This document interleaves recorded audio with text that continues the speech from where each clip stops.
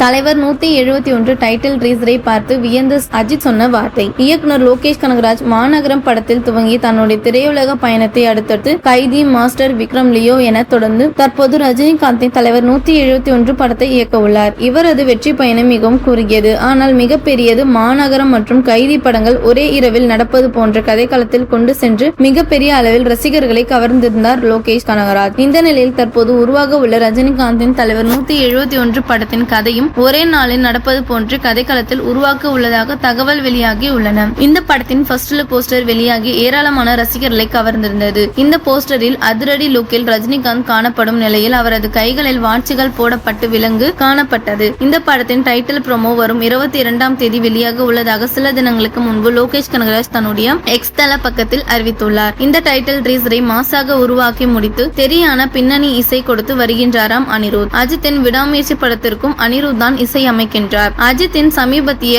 இந்த டைட்டில் டீசரை காட்டியுள்ளாராம். இதனை பார்த்து படக்குழுவை பாராட்டியும் சூப்பர் ஸ்டாருக்கான லுக்கை பார்த்து வியந்துள்ளாராம். ரஜினி மீது மிகுந்த மரியாதையும் அன்பும் கொண்டவர் அஜித் என்பது அனைவரும் அறிந்த ஒன்றுதான். தலைவர் 171 படத்தின் பெயர் குறித்த புதிய தகவல் ஒன்று வெளியே வந்திருக்கின்றது. அதாவது படத்துக்கு கழுகு என்று பெயர் வைத்து இருக்கிறாராம் லோகேஷ் கனகராஜ். கழுகு என்ற படம் ரஜினிகாந்த் நடிப்பில் எஸ்.பி. முத்துராமன் இயக்கத்தில் கடந்த 1981ஆம் ஆண்டு வெளியானது குறிப்பிடத்தக்கது.